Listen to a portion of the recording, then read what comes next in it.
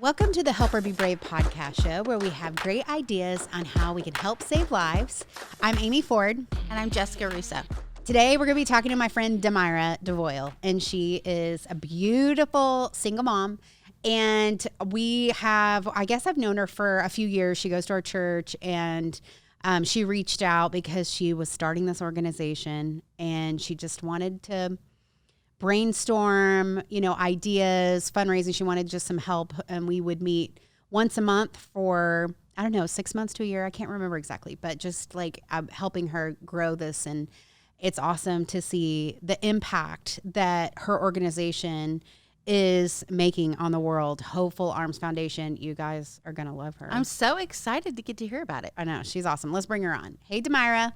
Hi. I'm happy to be here. Yeah. Well, I'm a big fan and always have been. And it's just amazing to see how your organization has been growing. And, it's been a couple years ago, I guess, when we were brainstorming and talking through like how to get it started and all of that. And now you're a doctor now. What? Yes, this I am. Is so impressive. So impressive. Totally proud of you, girl. You're amazing. You. And you are a single mom, right? Yes, I am. I mean, I didn't know if anything had changed in the last. Oh, no, God has not brought forth that husband yet. Well, I've been we're believing. Hey, I just was telling Demira off the air about lately She's always beautiful, but lately she has had some glow up type pictures. I don't know. I was like, you're not going to be single for long. You're looking amazing. Okay. And now you got to, right? We'll speak prophetically. And you got your doctor in front of your name now. Woo, that's amazing. Yes, I do. That's amazing. Okay, so tell us about your why. Like, why are you passionate about helping single mamas? I am passionate about helping single moms. Well, my why comes from a couple of different avenues, and let me just tie them all in. So, I was raised in a very small town in Bastrop, Louisiana, and poverty is very prominent there. So, was raised there, but I was fortunate enough to make it out, and then even when I made it out, my goal, honestly, at this point, and even through the years, have been to just help to educate people about the cycles of poverty. Because Amy, you and I have talked about this before, but I do believe that poverty is a mindset. And so that ties into, we see the statistics a lot with single parent homes. A lot of single parent homes are in low income housing. A lot of single parent homes are, they're just living below the poverty line. And so my heart is to help others and to help single parents with educating them with resources and how they can break those cycles. I was raised in poverty, went to school, graduated with my computer science degree, and I still ended up homeless, me and my daughter. And so that ties into my why as well, because my parents didn't know about credit. They didn't know about savings. They didn't, one thing I've learned now in my 38 years is that parents usually are just raising you the best that they know how. Yeah.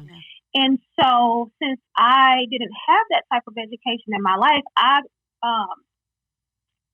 basically repeated some of the cycles that they repeated, that they went through in their lives. And so my daughter and I, we ended up not having a place to stay for months and months.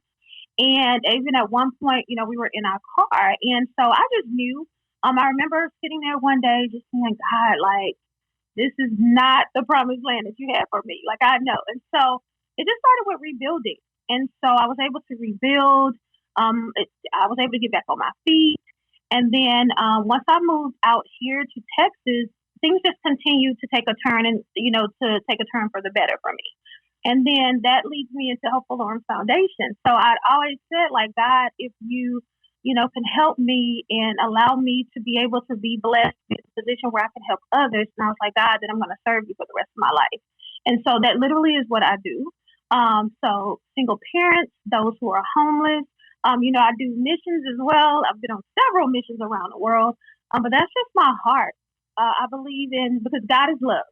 God, Jesus is love, and that is my heart to serve the single parent community in that way. So awesome. I Girl. mean, from homeless to PhD. Wow. Yes. And all as a Yes. single mom, like I'm just so proud of you. It's just Thank you. totally amazing. So, Thank well, you. so I leading in Embrace Grace, and you Mhm. have always been so helpful with like anytime we've got a baby shower or Princess Day or something, you always are like, I'm on my way. I got some diapers. Like you Born, Right. raised, Yeah. ready to Yeah. go. right. But Right. these, a lot of the moms struggle financially, especially if they don't have any kind of family support Yeah. whatsoever. Right. That's definitely the hardest. And, but what do you think helped you change, I guess, your mindset? Or what was it just one day where it was just like everything changed, or was it just a I think that process? it was a process, but my mentality. See, I, after I did my research about the grit theory, and grit is really something that I think that grit can be taught, but grit is also something that has to be in you. And when I say grit, I mean that you have to have that perseverance to say, hey, I'm going to overcome this, or I'm not going to be a victim, right? Like I could Yeah. have easily been a victim of my environment, right? I could have easily been a victim of, hey, I'm just going to do this because this is the way that people in my family have always done, or my friends have always done. It's I would tell the single parents the single mamas and fathers who are in a situation where the financial that there is a financial issue, there's always a way out. Even if you're working at a job where you're not making the most money. I like to teach, my single parents that, hey, it's called sacrifice. So sometimes we can sacrifice a couple of things in order to build up a little bit so that you can get to the next plan or the next point. And so that's why I say for me, it was okay, I gotta have a plan. I speak a lot about goals. I remember that's when I started like really saying, okay, I'm gonna write my goals down. This is where I want it to be. This is the amount of money I would like to make. And like I said, it was not an overnight process, but it was something that you have to have tenacity. You got to keep at it because your life won't change if you think that it's going to change overnight.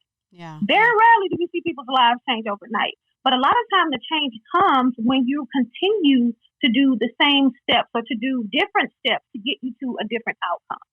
That's when you see the change happen. Yeah, that's so good. And so, Yeah. and especially for moms, it's so hard though, because it's like survival Yeah. mode, Yeah. like you're trying to Yeah. get through the Yeah. day. And I Hmm. know it's so hard to be forward thinking, but like you Right. said, it sounds like just making small sacrifices and daily Hmm. goals or weekly goals really Or take you a weekly long goals. Yeah. way. Yeah. Yeah, Yeah. that's Because so you're good. right. Most single mamas, I was one of those single mamas where I was just literally trying to get through the day. I've worked two jobs before. Working at a hospital at night, going to work somewhere else in the daytime, just getting off in the morning. Or my baby's at the sitter, trying to pick her up in the morning, get her ready for school, and to get her on her way. And I have been that single mom. Like, so I know that literally, if you're a single mom and you're in that situation, you literally are just trying to get from point A to point B. But the change comes in when you can literally see yourself. Sometimes I've come across single parents where they're like, wait, some of these things I've never even thought about because they're just literally looking right in front of them. They're just thinking about, I got to feed the baby. I got to make sure that the lights are on. They're not, they don't think forward. Like you say, forward think. They don't think forward thinking. So I think Hmm. that maybe just introducing, okay, let's think about this. How do you think, how do you want your life to look in the next week? How would you like your life to look in the next month for you and your children? Because for me, my grind and how I literally had to lay my life out was because I knew that I didn't want my daughter to be raised the same way that I did, to be honest with you. Like, Hmm. I didn't want those same cycles. I wanted to be able to leave generational wealth to my daughter. I wanted to be able to leave. If I left this earth, then my daughter's going to be okay.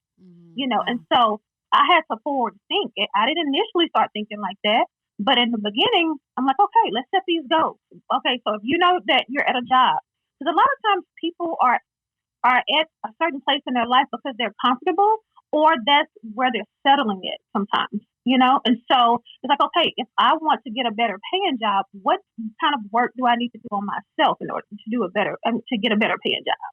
Like I went to school, like after I had my daughter, 2 weeks after I had my daughter, I went to school for my master's degree. Like literally 2 weeks after having a C-section. So it's like, as I say, some things in life, you literally it's a sacrifice. If I knew that if I wanted my daughter to have a better life, then I had to sacrifice early while she was young. Now she's 14, and so we live in a better life now. So, thanks to God, honestly, thanks to God, and thanks to the hard work, because a lot of those days were hard. Oh my God. But those are some of the lessons that I teach. The single moms that I talk to. So I would tell any single mom, just try to map your life out and write down how do I want my life to look in the next month? How do I want my life to look in the next year? What steps do I need to do for myself in order to get us, me and the children, to this level, basically?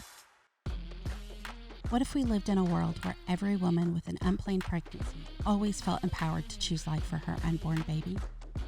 Get your copy of Help Her Be Brave, a book full of ways on how you can discover your place in the pro-life movement. With over 300 genius ideas on how you can put your passion into action. Order your book or learn more about Help Her Be Brave initiative at www.helpherbebrave.com. That's so good. Girl, you are a hero. I know, right? 2 weeks after a C-section. Oh my goodness. That's amazing. Okay, so tell us a little bit, or tell us about Hopeful Arms Foundation. What do you guys do? So Hopeful Arms Foundation is a nonprofit, 501c3 nonprofit. Basically, we offer resources to single parents. We do have the Rebirth Single Parent Life Program. We have Rebirth Shelter Life Program. The Rebirth Shelter Life, what I started finding when I would go into the shelters to speak was there were, like I said, that mindset is there. Because a lot of times people who are in shelters, that means that some of them have come in off the street. Actually, from some of their stories, some of them, either they lost their jobs or because, it's the mom and the kids that are in the shelter. So what I started thinking about was, I was like, okay, what if they had a way or a program to assist them once they leave out of the shelter, someone to mentor them? Because like I said, a lot of times people, they just need someone to kind of not really hold their hand, but check on them. Yeah. You'll be amazed at the number of people, and I'm pretty sure you guys, see it too with your mamas that your mamas and your fathers now that you come across, that it's kind of accountability. Yeah. A lot of times people don't have accountability, and they don't have an accountability partner. So it's like if we're sitting down together and we're writing goals out, I'm going to call you once a week and say, hey, how are those goals? Yeah. So that's the reason why I came up with those programs. We'll I love that, like having someone that believes in them and is encouraging them, like saying, you can do this. You are capable of this. That you can do it. Yes. Yes. Yeah. And it's, like I said, it's kind of, you don't have to call an accountability partner, but that's kind of what it is. Because they just want to know that, hey, somebody actually do care. That somebody does care if I make it or if I hit this goal or if, my kids are okay. That, those types of things, it encourages them. And so when it starts to encourage, you're like, okay, well, maybe I can do this. Because we don't know. I look at it like this. Everybody is fighting. Everybody has a story. And so everybody's fighting some form of a battle. So I don't know this single mama's life story. Like, I don't know if she had a loving parent in her home or two parents. I don't know what the situation is. But maybe somebody didn't believe in her. So it's like, now, hey, here's this stranger that comes along who's like, I do believe in you. Because a lot of times people, they want to see action versus words. It's a love in action that they really want to see. Yeah. And so once they buy into the love in action, they're like, okay, well, maybe I can do this. Maybe I can overcome this struggle, basically. Yeah, that's so awesome. So that's what we do at Hopeful Arms. I love it. Well, especially when your daughter was younger, did Mm-hmm. you have good support systems, or is this modeled because of what people did for you, or did the church, were you active in the church? Did the church help you as a single mom? Like what kind of support did you have, or was it just totally on your own and self-driven discipline and motivation? So I had friends and family. So we moved to Texas probably about 7 years ago. But before that, I lived in Baton Rouge for like 10 years. So during that time, we have friends there who have actually become like our family. So when I would work these 16-hour shifts and stuff like that, I would have someone that I could trust, to be able to take care of my daughter, right? So I did have that kind of a support system. But like I said, even from like a young age, I remember being in high school. I was like my mom's first child to graduate high school. Okay. But I remember like being in high school, just thinking to myself, just looking around in my surroundings saying, I don't want to live here. Like, cause I knew I didn't really know actually what poverty was until like I came out of it. Right. But I knew that I did not want to live there. So I can honestly say that I probably have had that innate drive all along. But it's like when you get to a place in life, because I was working on multi-million-dollar projects at one point. So I went from there to like not having a place to stay, like having to choose, okay, because I remember that the lady who I had an apartment from, I couldn't pay the rent. And she said, instead of me evicting you, either you can go ahead and, she was like, you can go ahead, I'll allow you to go ahead and leave, and then, we won't put it on your credit, so she was really trying to help me. Mm-hmm. And so I just had to kind of say, okay, let me just go ahead and leave, right? But like I said, I had worked on like projects. I was actually making money. I just didn't know how to save money. Mm-hmm. I just didn't know how to manage money, right? Like, because I didn't have those things. So for me, was one of the things that I really wanted to push with Hope Arms Foundation. Like, these are things like small little things that we do every day. Hey, maybe not go to McDonald's. Maybe let's save money here. These are little things that you can do for your family. So, like I said, I did have a support system, but it was just a mind. That's why I said poverty is a mindset, And so for me, it was a mindset thing. I had to say, okay, you got to do the hard work. If you're going to come out of this, you have to do the hard work. So that's really what it was for me. That's awesome. I've heard Dave Ramsey say that you can live like no one else so that you can live like no one else. And, the sacrifice, there are sacrifices we have to make in order to be where we want to be. I mean, even though you're talking about single moms, this will preach to all of us, right? Right. We were just talking about our need to not shop at an event tomorrow. Right, and I was like, don't boss me. I really should not do that. Right. Yeah, that's so true. Well, I'm so proud of you. I love what you're doing. How can people connect to Hopeful Arms Foundation? Okay, you can connect with us on social media. On Facebook, it is Hopeful Arms Foundation. And on Instagram, it is Hopeful Arms Foundation. So it's the same. Or you can go to our website, which is www.hopefularmsfoundation.org.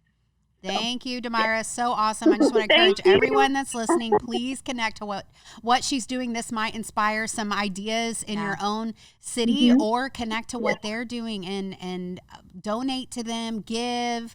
If you're super passionate about like helping people with their finances, this is a great organization to connect to and see how you can serve with what Demira is doing. So thank you so much, Demira. We love you. We're proud of you. Thank you, guys. We're cheering you on. So much. Yeah, we'll see you soon. Thank you. Okay, I don't know how I've never met Demira if she goes to my church and she's been up to the office. And she's at your campus. I've probably seen her. But I want to be her best friend. I know. Oh, my goodness. She has such joy in her voice, and I love how she is taking something that could have destroyed her. Like, she could have accepted homelessness. She could have accepted defeat, but she's a fighter. Mm-hmm. She could have accepted that I'm just a single mom. I don't have a future. But she grabbed onto that dream, and she chased after it hard, and she's going to change lives of moms everywhere. I know. It's so amazing. And she is just so passionate about helping moms, single moms, see the bigger picture because it is hard. They're in survival mode, and she wants They're just looking at that next step in front of them. Right, and just getting through the day. And I love how she even kind of broke it down into, if you want to be somewhere next year, then how do you break it down to like, how about next month, or what is my weekly goal? But just breaking it down into smaller bite-sized pieces so that we don't get overwhelmed. It makes it more attainable. And now here she is with a PhD. Like she literally, I think she just graduated. She just posted the picture today. Is it crazy that I'm more impressed that she started school 2 weeks after a C-section? Yeah, her master's, actual PhD. Oh, like, my word. That's insane. She is amazing. I know. She's awesome. So definitely check out all that she's doing at Hopeful Arms Foundation. We just love partnering with her and Embrace Grace and helping just moms get out of poverty, and how to help give them a hand up, and how to help them dream again about their future. Yeah. They have so many strengths and gifts. They just need someone to believe in them. So check out what they're doing. That's a great way to get involved in the movement. Either by you helping a single mom with her finances and helping her dream again, or it's connecting to what Demira's doing. And also helpherbebrave.com has lots of great ideas you can get involved in the movement. You can buy the book, Help Her Be Brave, Discover Your Place in the Pro-Life Movement. It has over 300 ideas. Or you can take the quiz on our helpherbebrave.com website, and it will give you some ideas on how you can jump in. If you feel lost, also listen to all the podcasts before this. This is season 4. So there's been amazing podcasts leading up to this point, and it'll give you some ideas as well. Because if we're all working together, we really can make abortion unthinkable. And so we're so thankful to partner with you, to hopefully inspire you to jump in and get involved. And if you have ideas for us, we would love to hear. And you can contact us through the helpherbebrave.com website. So check us out there. Share this podcast with your friends. You can subscribe through iTunes, Spotify, or YouTube, and let everyone know about this podcast show. So thank you so much for listening. We'll see you next week.